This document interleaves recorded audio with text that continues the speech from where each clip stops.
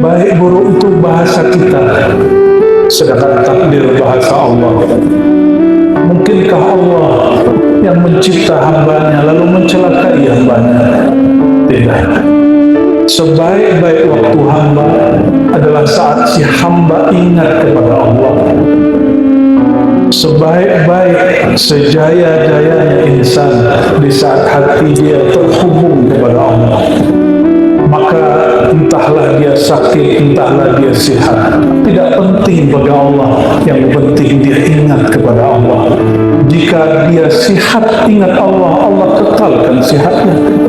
Jika sakit menambah dia ingat Allah, Allah tambahlah sakitnya. Tapi masih sakitkah orang sakit jika nama Allah mengalir dari lidahnya? Jika nama Allah bercahaya di kalbunya, masih sehatkah orang yang sehat? Jika nama Allah tiada kunjung keluar dari lisannya, jika sifat Allah tiada pun dia rasa, maka orang sehat dia panik, kepala dia sakit memikirkan dunia. Taiba abdul dinar, badan dia sehat, tapi jiwa dia lelah, jiwa dia sakit karena dia cinta kepada dunia. Fi qulubihim marad, di kalbu mereka ada penyakit. Maka tuan-tuan, puan-puan, jangan mengeluh jika ada sakit, panggil namanya.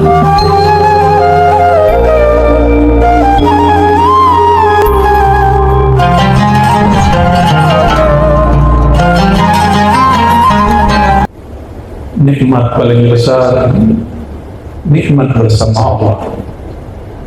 Jika belum merasakan kebersamaan dengan Allah, maka nikmat terbesar bersama dengan orang yang bersama Allah. Maka atas rasa syukur ini kita katakan lakal hamdu ya Rabbana.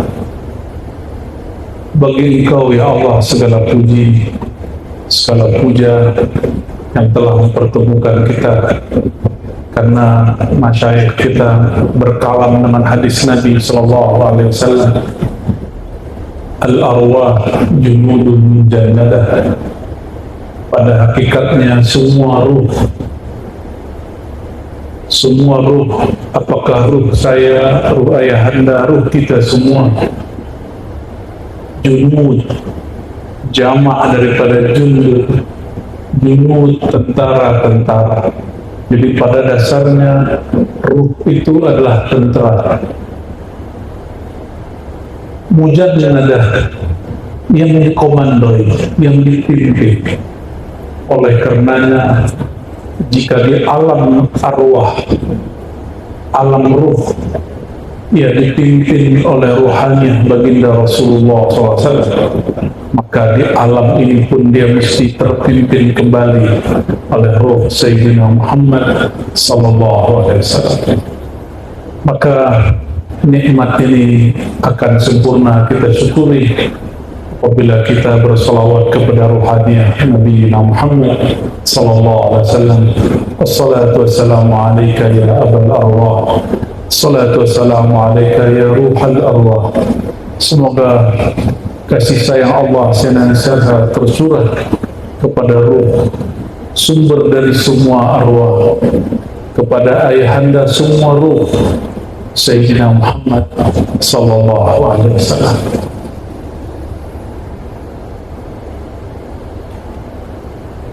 Apabila nanti hari kiamat, Nabi Muhammad sallallahu alaihi wasallam mengatakan, orang-orang terbaik, orang-orang terdekat, aulakum aqrabukum ilayya, orang-orang yang paling dekat kepadaku nanti di hari kiamat, di saat semua orang panik, semua orang ketakutan, semua orang gelisah, semua orang tidak ada yang merasa aman.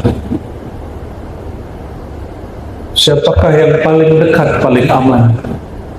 Aktsarukum sholatan alayya, orang yang paling banyak sholatan. Sholatan dapat diartikan sholat ataupun bersolawat. Namun Kata solat bagi ahli syariat diartikan dimulai daripada niat takbir, diakhiri dengan salam. Namun ahli thariqah mengartikan solat bilangan solat dan bilangan solawat. Maka banyaklah ijazah-ijazah mursyid, habaib, para kiai, para tuan guru, mereka mengijazahkan salawat 313, salawat 400 kali, salawat 1000 kali, 70.000 kali. Itu secara ilmu thariqah. Masih ada angkanya, masih ada bilangannya, zikirnya masih berbilang. Maka bagi ahli thariqah, orang terdekat kepada baginda sallallahu alaihi wasallam, orang yang paling banyak bilangan zikirnya. Ternyata sahabat-sahabat pun melakukan itu. Sahabat-sahabat yang masih pada masa hayatnya, masa mudanya, beliau memberikan contoh berzikir dengan bilangan. Itulah Sayyidina Abu Sa'id Al-Khudri, Sayyidina Abu Hurairah. Sayyidina Abu Hurairah, saudara-saudariku, beliau tiadalah tidur kecuali ia berzikir 12.000.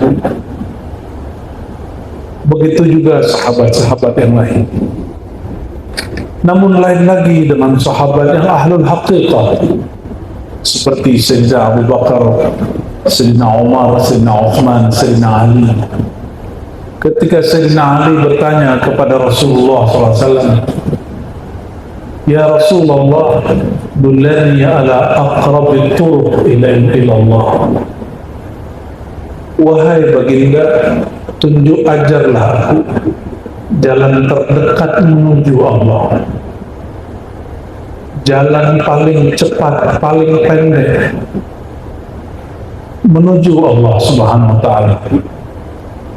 Lalu baginda SAW mengatakan, "Wahai Ali, jalan terdekat kepada Allah adalah zikrullah." Bagi ahli tarekat diartikan zikrullah, zikir bilangan angka. Tapi bagi ahli haqiqah, zikrullah itu mengenal yang disebut, mengenal yang diingat. Lain dengan ahli ma'rifat, ianya memandang kepada yang punya nama, memandang kepada zat yang punya nama, kepada sifat yang punya nama, kepada perbuatan dan gerak yang punya nama. Lain jalan, lain yang dirasa, lain tingkatan, lainlah azwaq dan rezeki yang Allah beri. Malam ini mungkin kita sama-sama duduk, tapi saat bersalawat, rezeki, nikmat, zauq yang Allah berikan lain. Itulah kayanya Allah Subhanahu wa ta'ala. Maka saudara-saudariku, jika disebut dalam hadis Nabi tadi, orang yang paling dekat kepadaku, orang yang paling pertama kali aku selamatkan nanti di akhirat, aktsarukum salatan alayya, orang yang paling banyak salatan, yang paling banyak mengenal hakikat Sayyidina Muhammad sallallahu alaihi wasallam. Apabila kita belum jumpa seseorang, kita sebut-sebut namanya. Apabila jauh, kita panggil wahai Tuhan. Tapi jika dia sudah dekat, kata wahai ilang, namanya pun tidak disebut, cukuplah memandang. Itulah mereka al-muqarrabun, orang-orang yang didekatkan, diundang, dijemput oleh Allah Subhanahu wa ta'ala. Oleh karenanya, siapa yang berkumpul di alam ruh pasti berkumpul di alam dunia. Alam syahadah kata orang dahulu, alamul muluk kata ahli haqiqah. Alam kita ini disebut dengan istilah seperti itu. Dalam bahasa kita disebut alam nyata, alam yang zahir. Seorang mursyid saya pernah bertanya, tapi pertanyaannya untuk mendidik kami. Ar-Razi, Allah itu zahirna, ya, tapi Allah juga batin. Bagaimana nak cara merasakan Allah yang zahir? Tadi saya lihat syair-syair ayahanda ternyata sama dengan guru-guru saya. Ternyata jika orang sumbernya Nur Muhammad SAW, jawabannya pun sama. Namun mungkin bahasa dan istilah yang berbeda. Apa kata beliau? Razi, engkau zahir, Allah zahir. Wujudmu ada, wujud Allah ada. Tapi jika engkau ingin merasakan zahirnya Allah, maka batinkan zahirmu, batinkan wujudmu, baru engkau merasakan Allah yang zahir. Sirnakan, tiadakan wujudmu, barulah engkau merasakan tajalli wujudnya Allah Subhanahu wa ta'ala. Apabila ada orang tidak merasakan Allah menyatakan dirinya di saat dia senang, Allah akan mengenalkan dirinya di saat susah. Betullah kalimat tadi, Allah wujud saat aku senang, Allah wujud saat aku susah. Jika ada orang lalai bertuhan saat dia sehat, maka Allah akan mengenalkan wujudnya saat dia sakit. Oleh karenanya, saudara-saudariku, hal kita hanya dua, imma zahir, imma batin. Ada kalanya zahir, ada kalanya batin. Orang yang saat dia sihat, Allah tiada dalam pikirannya, Allah tiada dalam kalam bicaranya, Allah tiada dalam geraknya, maka Allah tegur dia, dibuatlah dia sakit, supaya orang ini kalamnya ada nama Allah, dalam rasa dia ada rasa bertuhan kepada Allah, dalam harap dia ada harap kepada Allah Samad. Oleh karenanya tiada yang buruk bagi seorang mukmin. Lalu bagaimana dengan kata ulama ahli kalam? Rukun iman yang keenam adalah beriman kepada takdir, baik ataupun buruk. Baik buruk itu bahasa kita, sedangkan takdir bahasa Allah. Mungkinkah Allah yang mencipta hambanya lalu mencelakai hambanya? Tidak. Sebaik-baik waktu hamba adalah saat si hamba ingat kepada Allah.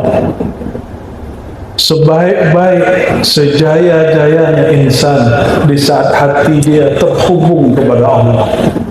Maka entahlah dia sakit, entahlah dia sehat, tidak penting bagi Allah. Yang penting dia ingat kepada Allah.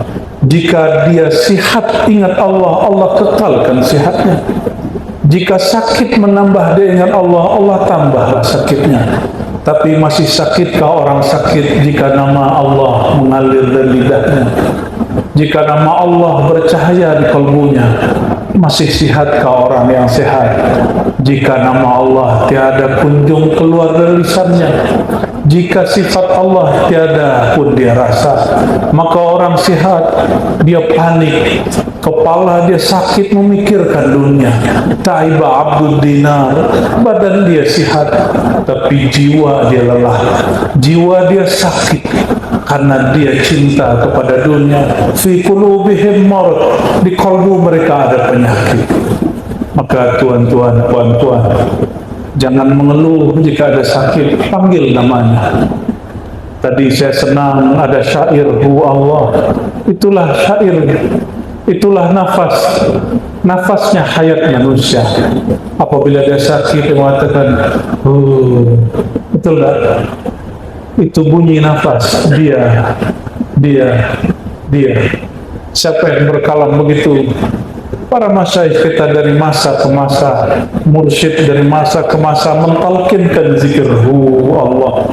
Tidak usah kemudian sakit kepala memikirkan dalilnya. Dalilnya sudah dihafal sedari kecil. Qul huwallahu ahad. Jika ada orang bertanya, kita tidak usah berdebat lagi dengan Wahabi. Cukup berdebat dengan diri sendiri. Kenapa kalbu ini susah mengingat ilahi? Hati keras kalau suka berdebat dengan orang, walaupun kita benar, tapi benar itu milik Allah Subhanahu wa ta'ala. Maka tuan-puan yang bukan Allah, inilah asrar kenapa baca qul huwallahu ahad sama dengan sulutul Quran, sepertiga Quran. Karena sir asma Allah tertulis mulai dari kalimat hu Allah ahad. Itu sudah 3 dan mencakup semua nama Allah yang ada di Quran. Baru diturunkan Allahus Samad dan lain sebagainya. Allahumma shalli ala sayyidina. Maka siapakah orang yang paling berbahagia? Man as'adun nas. Imam Al-Ghazali menulis kitab khusus kecil setelah diringkas oleh Syekh Amin Al-Qurdi, tapi dalam bahasa Persia dia sangatlah tebal sampai 1000 halaman, berjudul Kimia Us-Sa'adah. Apa kata beliau? As'adun nas a'rafuhum billah. Orang paling bahagia, orang yang paling kenal Allah, sumber bahagia, asal bahagia. Namun karena Allah tiadalah bertempat, Allah tiadalah berjarak, maka Allah berilah kita hijab kedekatan, hijabul qurbah. Itulah Sayyidina Muhammad sallallahu alaihi wasallam. Maka kepada Allah mesti berhijab. Hijab kita adalah Sayyidina Muhammad sallallahu alaihi wasallam. Hijab nur namanya. Datanglah kepada Allah dengan hijab nur. Tapi tidak sedikit orang tersadarkan dengan hijab zulumat. Betapa banyak orang sadar saat dia maksiat, tidak sadar saat maksiat, dia sadar setelah maksiat. Dan tidak sedikit juga orang taat dia sombong. Tidak sedikit orang yang salawat merasa lebih suci daripada yang tidak salawat. Betapa banyak orang bertorekot merasa torekot dia lebih mulia dari torekot yang lain. Hijab nur. Tapi dalam nur itu hati-hati, ada kegelapan. Sebagaimana dalam kegelapan itu ada nur. Kecuali nur baginda Nabi Muhammad SAW. Hijabnya dengan Allah, fakana qaba qausaini aw adna. Hijabnya hanya seperti seakan 2 busur panah saja. Artinya antara baginda dan Maulana Allah Taala pun masih berjarak hijab.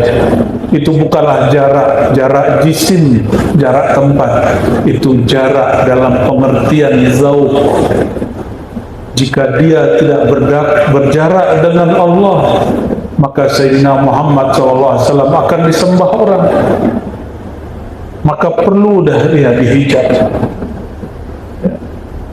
Satu kali munsyidah di kota Madinah bersyair, penasihat perempuan. Mungkin belum ada munsyidah perempuan. Di masa Rasulullah ada penasihat perempuan, munsyidah. Mereka bersyair, tetapi syairnya sudah mulai menzahirkan yang ayahanda sebut sisi ketuhanan dan kehambaan. Kehambaannya hilang, malah ketuhanan yang muncul. Apa kata mereka, para munsyidah di zaman Rasulullah SAW? Di Sahih Bukhari disebutkan, para perempuan itu mengatakan, Fina nabiyyun ya'lamu ma fil ghad. Bersama kami ada seorang nabi yang tahu masa depan. Kalam ini secara hakikat sahih, tapi secara adab ma'rifat baginda sallallahu alaihi wasallam melarang itu. Maka kam min haqiqatin yukhaliful ma'rifah, kam min haqiqatin tukhalifu adab al-arifin. Betapa banyak hakikat jika dizahirkan dia akan melanggar adab-adab ahli ma'rifat. Wa sayyidul arifin Sayyidina Muhammad SAW, dan penghulu dari semua orang yang arif adalah Nabi Muhammad SAW. Apa kata beliau? Beliau menegur dan melarang para penasihat munsyidah perempuan, penyair Madinah. Janganlah kalian ulang kalimat itu. Walaupun hak, walaupun itu real, hakiki terjadi, tapi beliau punya adabul arifin. Inilah yang disebut adab kemakrifatan, adab Sayyidina Muhammad SAW.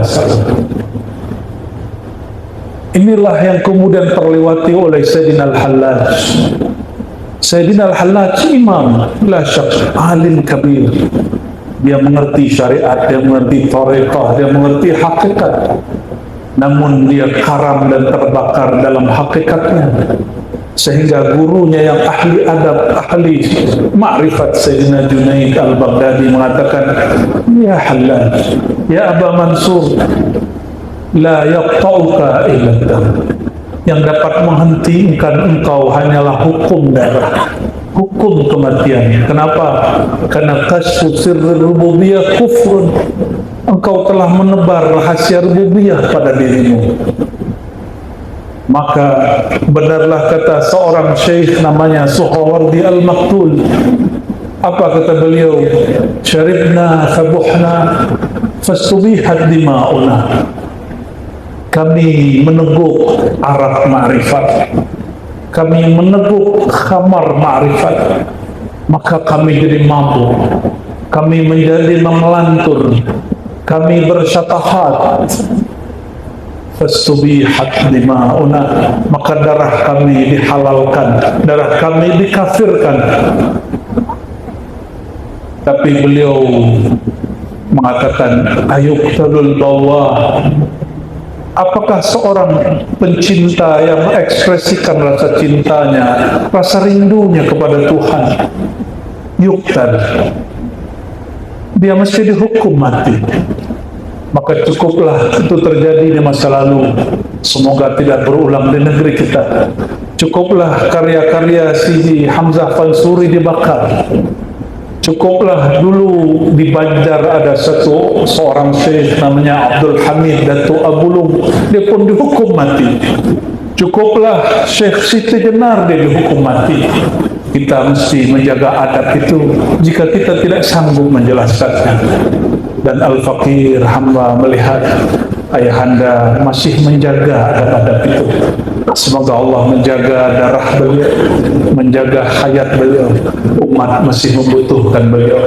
Semoga Allah memberkahi hidup kita semua, memberkahi nur yang ada dalam diri, dan menambah nurnya menjadi nurun ala nur. Allahumma ja'alna nura, ya Allah, karamkan kami, fanakan kami, dan bakakan kami dalam nur Engkau, nurun Nabiyyina Muhammad sallallahu alaihi wasallam. Al-Fatihah.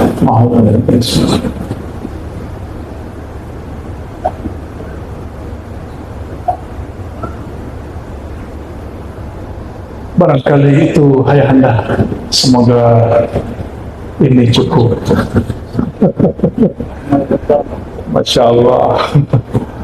Mungkin sambung sikit. Mau sambung apa lagi? Kalau boleh saya sebut ayahanda ini Hamzah Fansuri zaman sekarang,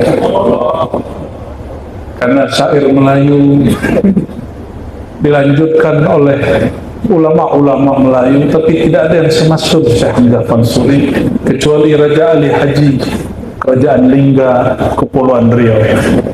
Beliau berdua pun, Raja Ali Haji Naqsyabandi, sedangkan Sidi Hamzah Fansuri beliau Qadiri Khalwati. Beliau seorang yang berqadiriyah, dan beliau pun menulis buku yang hampir sama juga lah judulnya dengan buku ayahanda ya. Beliau punya buku Syurbul Muntahi, minuman untuk orang yang sudah sampai di ujung jalan. Orang yang sudah usul, hidangannya lain dengan orang yang belum usul. Sayyidina Hamzah Fansuri, karena dia mengibaratkan sesuatu yang orang di zamannya tidak faham, bahkan itu setelah zaman dia, yang juga seorang mursyid Qadiriyah, Syekh Nuruddin Ar-Raniri, seorang mursyid ahli kalam bermazhab Syafi'i, akidahnya Asy'ariyah Maturidiyah, sama dengan Syekh Hamzah Fansuri. Tapi inilah sunnatullah.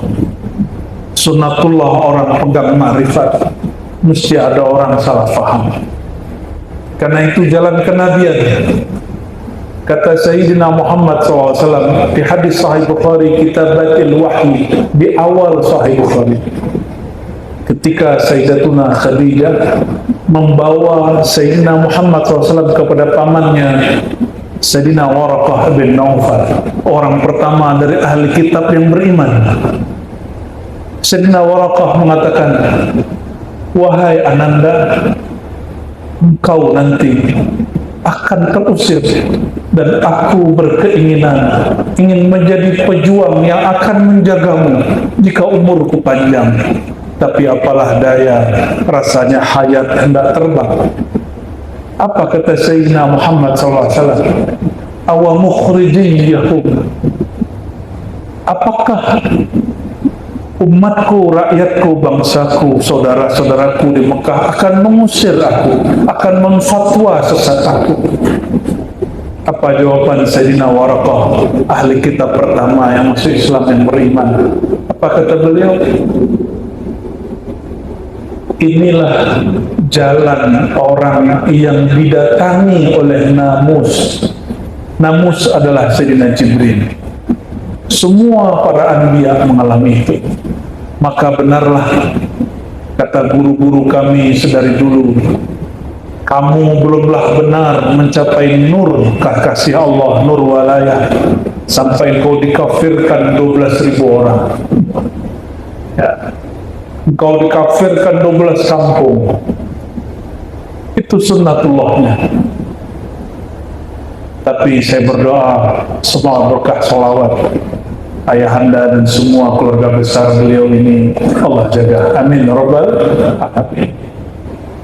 Mungkin orang-orang yang suka mengkafir-kafirkan atas nama ahlu sunnah, atas nama akidah yang sahih, hati dia ingin memurnikan agama, tapi dia lupa dia ingin memurnikan orang, tapi dia tidak memurnikan dirinya sendiri. Dia sibuk dengan orang, dia tidak sibuk dengan batinnya sendiri. Dia tidak mengamalkan wa fi anfusikum afala tubsirun. Kenapa kau sibuk memandang orang, tapi kau lupa memandang dirimu? Inilah yang terjadi.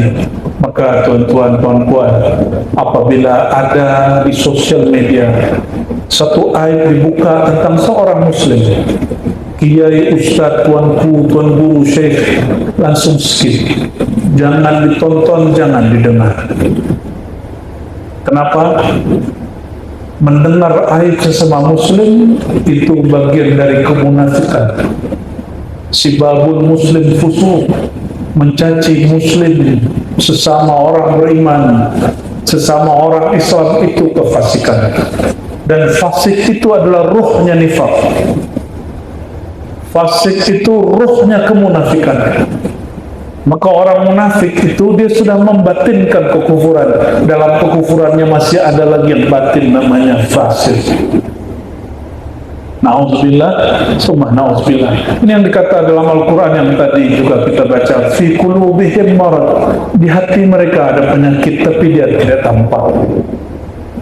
Penyakit di hati, penyakit di jantung tampak tak? Bagaimana cara mengetahui di dalam livernya ada penyakit, di dalam ususnya ada penyakit? Bagaimana caranya? Mesti datang ke dokter, datang ke hospital, masuk lab. Betul tak? Lalu apalagi jika penyakit itu penyakit yang khafi. Penyakit yang khafi, obatnya pun harus sir yang khafi. Tidak sanggup diobati oleh puluhan kitab, tidak sanggup, tidak dapat sembuh dengan membaca buku-buku, karena buku itu dulu tiada. Rasulullah SAW mengobati manusia dengan Alkitab. Alkitab jangan dibayangkan buku yang sudah dipublish, yang dicetak hari ini. Itu kertas, bukan Alkitab yang dimaksud. Alif Lam Mim Dzalikal Kitab La Raiba Fihi. Orang-orang berpikir Alkitab itu lembaran-lembaran mushaf. Bukan. Alkitab itu yang turun ke dalam dada baginda Nabi Muhammad SAW. La raiba fihi, dia tidak ada keraguan.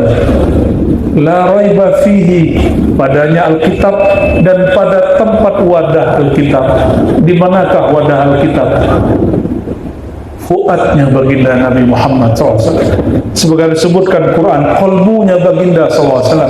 Sayyidina Jibril mengaktifkan kembali fuad dan qalbu Sayyidina Muhammad SAW. Tapi entah siapa yang mengaktifkan, entah siapa yang diaktifkan. Entah Sayyidina Jibril yang berguru, entah Nabi Muhammad yang berguru, entah mereka saling berguru. Allahumma salli ala Sayyidina Muhammad. Lalu kalimat ujungnya hudan lil muttaqin. Dalam terjemah biasa, petunjuk bagi orang bertakwa. Itu terjemah biasa, terjemah syariat. Tapi terjemah secara ahli rohani, hudan di situ syifa.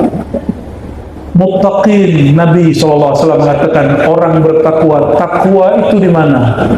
Kopiah, baju, serban. Makanya saya lihat ayahanda tidak pusing kepala, tidak sakit kepala dengan model songkok. Kenapa? Karena hudan dan syifa tidak ada kaitan dengan songkok, dengan kopiah. Hudan itu turunnya ke dalam kalbu. Maka at-taqwa hahuna, takwa di dalam dada. Jadi jika diterjemah secara zauqiyah, itulah Alkitab yang ada di kalbu baginda SAW. Yang tiada keraguan pada Alkitab, juga tidak keraguan dalam kalbu baginda SAW. Dan pewaris-pewarisnya, hudan lil muttaqin, obat bagi orang yang sudah ada nur ketakwaan, nur Muhammad di dalam dadanya. Maka yang dapat merasakan itu hanya yang ada nur takwa, nur sholawat, nur sholat, semuanya ada di situ. Betullah hadis Nabi SAW mengatakan as-salatu nurun. Ahli fikih sering terjemah as-salatu nurun, solat itu nur. Tapi ahli marifat menerjemah bersolawat itulah nur. Kullama zidta zada nur. Setiap kali engkau tambah salawat, Allahumma salli ala Sayyidina Muhammad, Allahumma salli ala Sayyidina Muhammad, maka nur bertambah. Nurun ala nur. Maka jika ingin melihat orang yang bercahaya kalbunya, carilah orang yang dalam hatinya ada nur salawat kepada baginda Nabi Muhammad SAW. Maka salat pun tidak sah jika tidak ada salawat kepada baginda Nabi Muhammad SAW. Maka saya tutup dengan satu hadis. Apa kata baginda SAW dalam hadis Imam An-Nasai? Hadisnya hasan yuhtaju kas-sahih. Hubbiba ilayya minad dunya at-tib wan nisa wa ju'ilat qurratu 'aini fis salah. Allah membuat aku senang kepada dunia satu parfum, harum-haruman wangian. Nah ini tuannya, ahli parfumnya, ahli wewangiannya.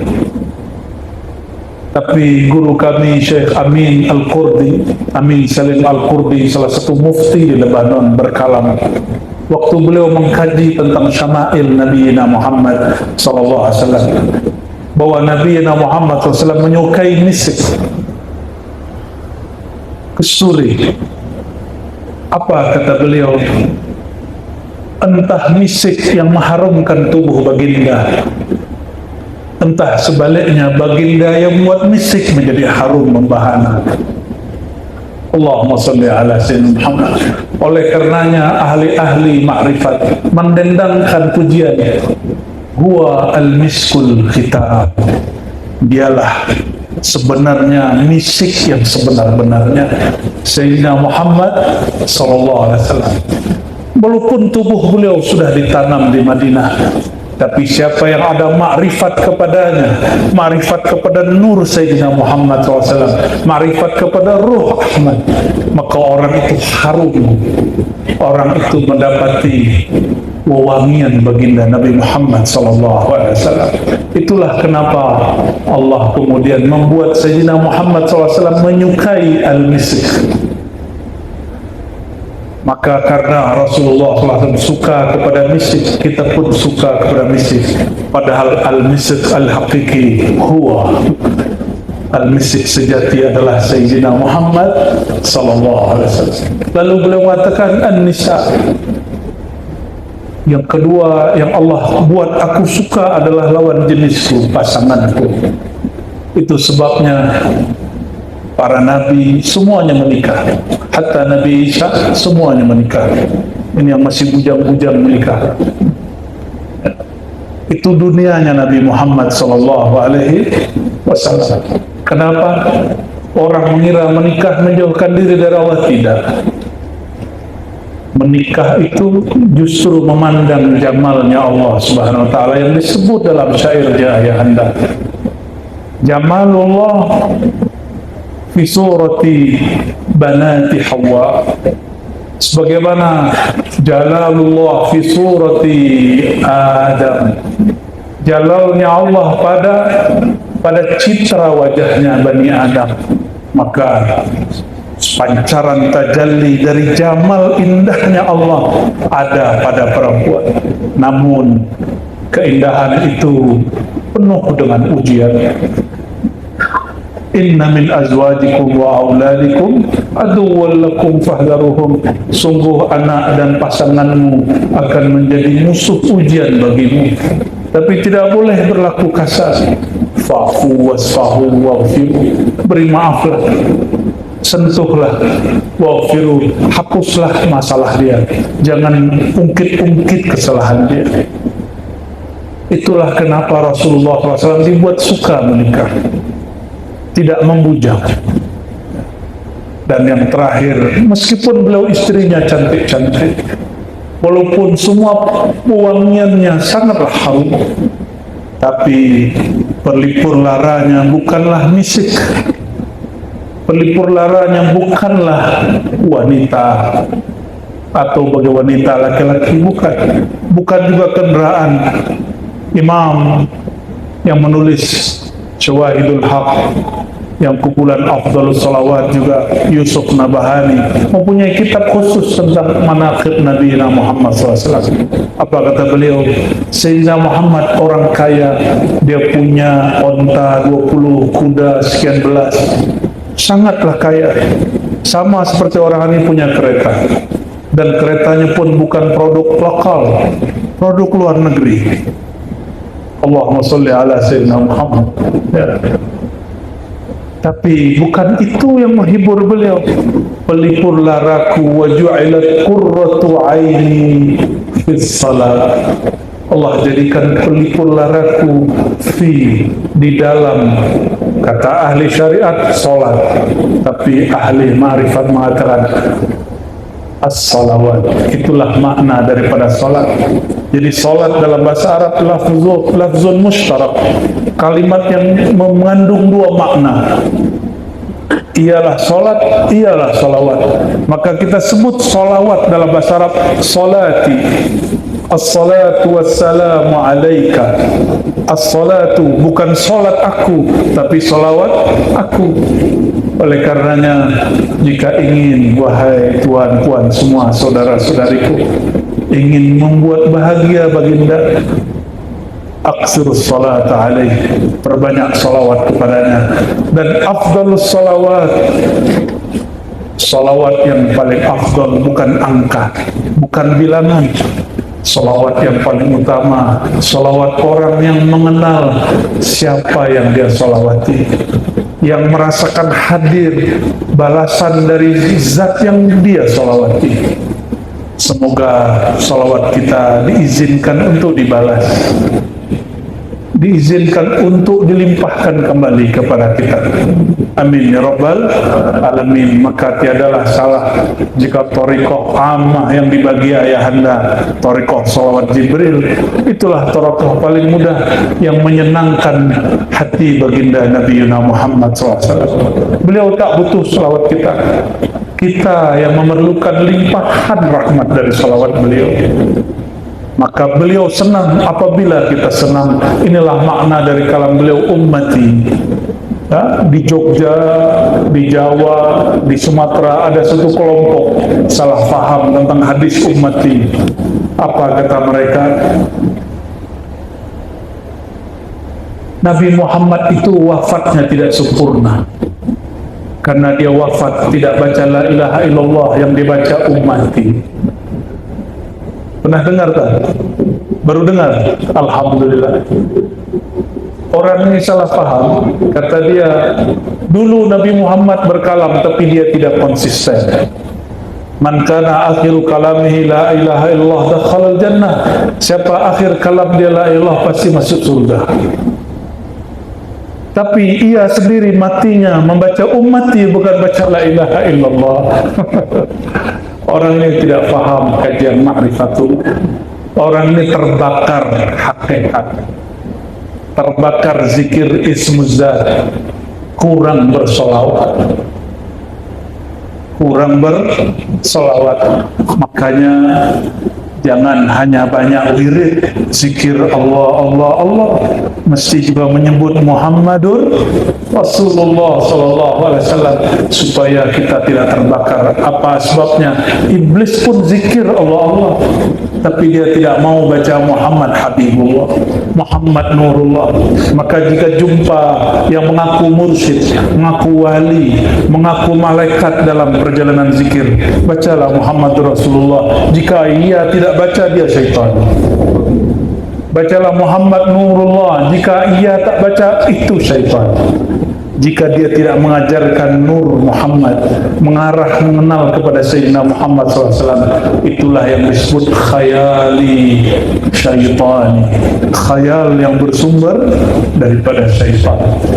Oleh karenanya, saudara-saudariku, tuan-tuan yang makan Allah, meskipun ada perbezaan dalam pergerakan thariqah dengan siapapun, jangan pandang itu, pandanglah bahwa niat kita hanya ingin menyenangkan hati baginda Nabi Muhammad sallallahu alaihi wasallam.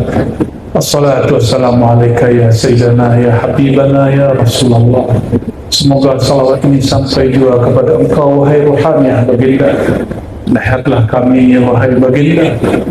Dan katanya uridat alayya a'malu ummati, engkau mengatakan semua amal umatku telah diperlihatkan kepadaku. Wahai baginda Rasulullah, wahai ayahanda rohani kami, saksikanlah kami bersalawat kepada engkau. Assalatu wassalamu alaika ya sayyidana ya habibana ya aba arwahina ya Rasulullah. Allahumma salli ala sayyidina Muhammad wa ala ali sayyidina Muhammad. Saya rasa cukup ayanda ya. Semoga Allah ridha kepada kita. Ilahi anta maqsudi wa ridha matlubi. Assalamualaikum warahmatullahi wabarakatuh.